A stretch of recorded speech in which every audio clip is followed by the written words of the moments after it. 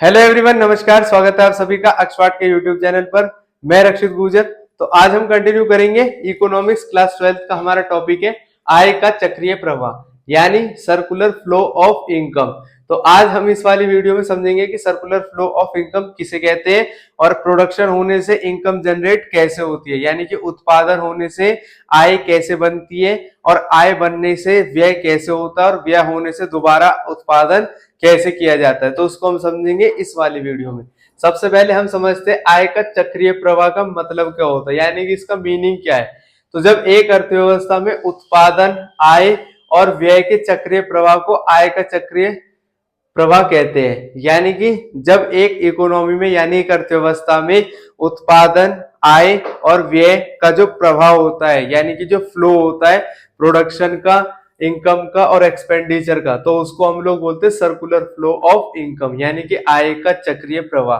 इसको चक्रीय प्रवाह क्यों कहते हैं? इसको चक्रीय प्रवाह इसलिए कहते हैं क्योंकि एक प्रवाह दूसरे प्रवाह का पीछा करता है। यानी कि यहाँ पर अगर उत्पादन का प्रवाह है तो ये आय के प्रवाह का पीछा करता है, आय व्यय का पीछा करती है और दोबारा व्यय होने से उत्पादन होता है, तो ये व्यय उत्पादन का पीछा करते हैं। तो ये जो तीनों सिचुएशन, ये तीनों जो होते हैं, उत्पादन, आय और व्यय, ये तीनों एक दूसरे का पीछा करते हैं। यानी उत्पादन होने से आय होती है, आय होने से व्यय किया जाता है और व्यय जब होगा तो दोबारा से उत्पादन की जाएगी और उत्पादन दोबारा होगी तो दोबारा आय जनरेट होगी और दोबारा व्यय होगा। तो ये एक कभी ना रुकने वाली प्रोसेस है, यानी कि ये एक प्रक्रिया है जो हमेशा चलती ही रहती है। ऐसा क्यों होता है? ऐसा इसलिए होता है क्योंकि जो हमारी नीड्स होती है वो लगातार बढ़ती रहती है।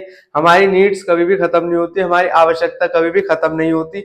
जब हमारी आवश्यकता बढ़ती है तो तभी उत्पादन किया जाता है, उत्पादन होने से आय का निर्माण होता है, आय जब हमारे पास होगी तभी हम व्यय कर सकेंगे और व्यय जब हम मार्केट में करते हैं, किसी चीज की डिमांड करते हैं, तो दोबारा से वो उत्पादन को बढ़ावा देती है, प्रोडक्शन को बढ़ावा देती है। तो इस प्रोसेस को हम दोबारा से समझेंगे बहुत अच्छी तरह से, यानी कि यहाँ पर विस्तार से समझाया गया है इन तीनों के चक्रीय प्रवाह को, यानी सर्कुलर फ्लो को समझाया गया है यहाँ पे। तो इन तीनों से आय का सृजन कैसे होता है, आय से व्यय क्यों किया जाता है और व्यय दोबारा उत्पादन करने में कैसे मदद करता है, उसको समझते हैं हम यहाँ। तो सबसे पहले हम समझते हैं कि जो उत्पादन है, यानी वस्तुओं को बनाना, वो कैसे होता है। तो उत्पादन का मतलब है वस्तुओं को बनाना। तो उत्पादन कैसे करता है कोई भी उत्पादक? तो जो उत्पादक क्षेत्र होते हैं, यानी कि जो उत्पादक होते हैं, वो उत्पादन के कारकों जैसे भूमि और मशीन को परिवार से किराए पर लेते हैं और वस्तुओं को बनाते हैं। यानी कि जो वस्तुओं का उत्पादन होता है वो कैसे होता है? तो जो लोग वस्तुओं को बनाते हैं, जो उत्पादक होते हैं, वो परिवार क्षेत्र से भूमि लेते हैं किराए पर और मशीन लेते हैं किराए पर। परिवार क्षेत्र में कौन लोग आते हैं? हम लोग आते हैं जो वस्तुओं को बनाते नहीं है, जो वस्तुओं का इस्तेमाल करते हैं खुद के लिए। हम कभी भी कोई भी चीज को बनाते नहीं है, हम केवल उन वस्तुओं का अपने लिए इस्तेमाल करते हैं। फॉर एग्जाम्पल, अगर हमें आटा चाहिए होता है तो हम दुकान से जाते, आटा लेकर आ जाते। हम ऐसा नहीं करते कि गेहूं को उगाएंगे, उसके बाद में उसको सारी प्रोसेस को कंटिन्यू करके पीसेंगे, उसके बाद आटा निकालेंगे, ऐसा नहीं करते। अगर हमें बिस्किट चाहिए होता है तो हम डायरेक्ट जाते हैं दुकान पे, बिस्किट खरीद के लेकर आते हैं। इसके अलावा जो हमारी और भी बहुत सारी चीजें होती है, जैसे अगर हमें टेबल चाहिए तो ऐसा नहीं है कि हम पहले लकड़ी लेकर आते हैं, लकड़ी को काटते हैं, फिर टेबल बनाते हैं। तो हम परिवार क्षेत्र के अंतर्गत आते हैं। हम किसके ऊपर डिपेंड है? उत्पादकों के ऊपर। उत्पादक वो लोग होते हैं जो सामान को बनाते हैं। तो उत्पादक क्षेत्र उत्पादन के कारकों, उत्पादन के कारक कौन होंगे? जो भूमि और मशीन, इनकी मदद से प्रोडक्शन किया जाता है। यानी भूमि की मदद से और मशीन की मदद से, जब तक जमीन नहीं होगी उत्पादक के पास, मशीन नहीं होगी, लेबर नहीं होगी, तब तक वो उत्पादन नहीं कर सकेगा। तो उत्पादन के कारकों को कहां से वो लेता है? हमसे किराए पर लेता है, ठीक है, और उनकी मदद से प्रोडक्शन करता है।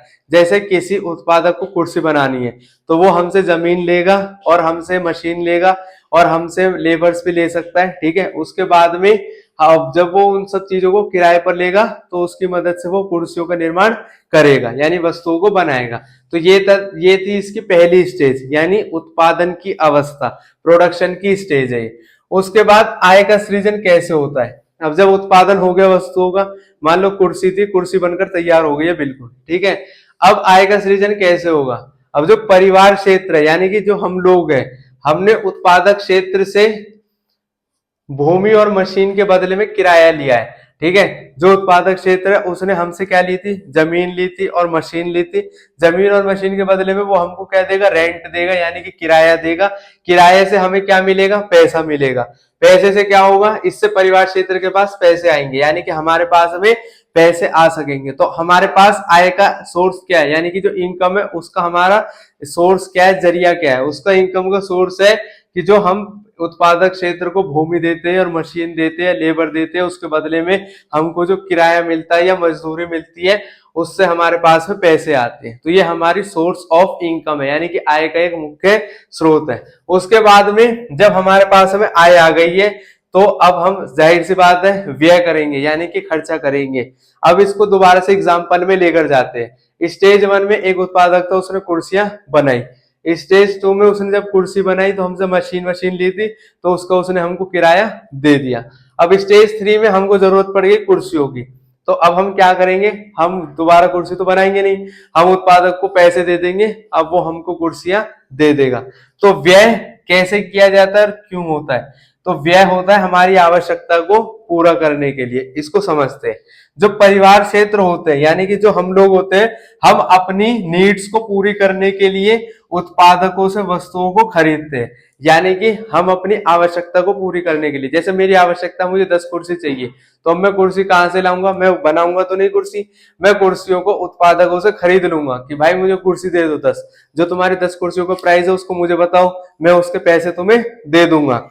तो वस्तुओं को हम खरीदते हैं और साथ ही नई वस्तुओं की मांग भी बढ़ती है। जब मार्केट में जब उत्पादक कोई सामान बनाता है तो मार्केट में डिमांड बढ़ती है। मैंने 10 कुर्सी मांगी, किसी और ने 10 कुर्सी मांग ली, किसी ने 50 कुर्सी मांग ली, तो जरूरी नहीं उत्पादक के पास इतनी कुर्सी होंगी, उसके पास में सारी कुर्सी बिक गई और उसके बाद भी कुछ ऑर्डर आ गए, यानी कि बाजार में मांग बढ़ गई है, उसकी डिमांड बढ़ गई कि सप्लाई, मतलब उसकी जो डिमांड है कुर्सियों की वो बढ़ गई है कि सबको चेयर्स चाहिए। तो उसके साथ में अब मांग बढ़ गई है, अब पैसा दोबारा से उत्पादकों के पास पहुंच गया है और मांग पूरा करने के लिए दोबारा से वस्तुओं का उत्पादन किया जाता है। ठीक है। तो यानी कि अब जो मैंने दुकानदार से या उत्पादक से कुर्सी ली थी, अब मैं उसके बदले में उसको क्या दे दूंगा, पैसे दे दूंगा। अब दोबारा से उसके पास पैसे पहुंच गए हैं, पैसे तो उसके पास पहुंच गए पहली चीज, और दोबारा उसके पास एक नई डिमांड आ गई है, यानी कि नई मार्केट आ गई है उसके सामने कि अब लोगों की उसको मांग पूरी करने के लिए दोबारा से उत्पादन करना पड़ेगा, क्योंकि लोगों ने मांग की कि अभी उन्हें और कुर्सियां चाहिए, तो वो क्या करेगा, और कुर्सियों का निर्माण करेगा।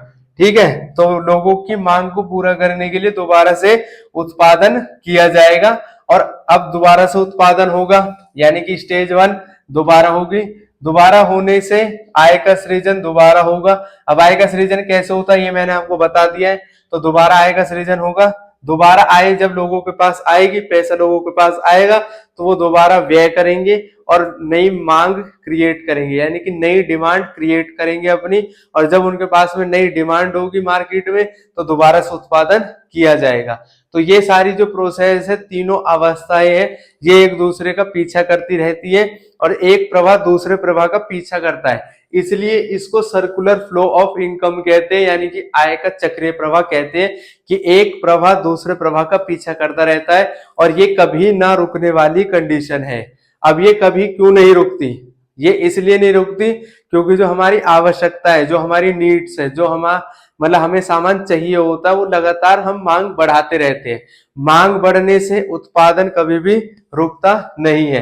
तो इसको हम दोबारा एक बार समझ लेते हैं कि स्टेज 1 में उत्पादन किया जाता है वस्तुओं का, यानी कि जो उत्पादक क्षेत्र होते हैं वो वस्तुओं को बनाते हैं। वस्तुओं को बनाने के लिए वो भूमि और जमीन, मतलब भूमि और मशीन किराए पर लेते हैं या लेबर्स को रखते हैं अपने पास में। ठीक है। कहां से, परिवार क्षेत्र से। ठीक है। अब उसके बाद में जब वस्तुओं को बन जाती है तो उससे जो परिवार क्षेत्र से उन्होंने भूमि ली थी, मशीन ली थी, लेबर्स लेते, उनको मजदूरी देते, किराया देते, और इनसे हमारे पास में यानी परिवार क्षेत्र के पास में पैसा आता है। ये दूसरे इसकी स्टेज है। पहली स्टेज में वस्तुओं का निर्माण होता है, दूसरी स्टेज में पैसा हमारे पास आता है, यानी कि हमारी आय का सृजन होता है। तीसरी जो इसकी स्टेज होती है, यानी तीसरी जो इसकी अवस्था है, उसमें जब हमारे पास पैसा होता है तो हम एक्सपेंडिचर करते ज्यादा, यानी कि व्यय करते हैं मार्केट में, ठीक है। जब हम व्यय करेंगे यानी कि एक्सपेंडिचर करेंगे, यानी वस्तुओं को जब हम खरीदेंगे और इसके साथ साथ हम नई वस्तुओं की मांग भी करते हैं, तो जब मांग हम दोबारा करेंगे उत्पादकों से कि मुझे ये सामान और चाहिए, ये वाला सामान और चाहिए, तो दोबारा से जो स्टेज वन है वो चालू हो जाएगी, यानी दोबारा से उत्पादन चालू होगा।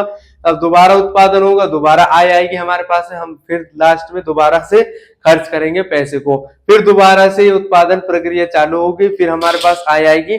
तो ये कंडीशन लगातार चलती रहती है, यानी कि जो ये अवस्थाएं हैं एक दूसरे का पीछा करती रहती है और ये कभी ना रुकने वाली सिचुएशन है। तो आई होप आपको समझ में आया होगा बहुत अच्छी तरह से। इसी के साथ मिलते हैं अपनी नेक्स्ट वीडियोस में, तब तक के लिए खुश रहे, स्वस्थ रहे और जुड़े रहे एक्सपर्ट के साथ। जय हिंद, जय भारत।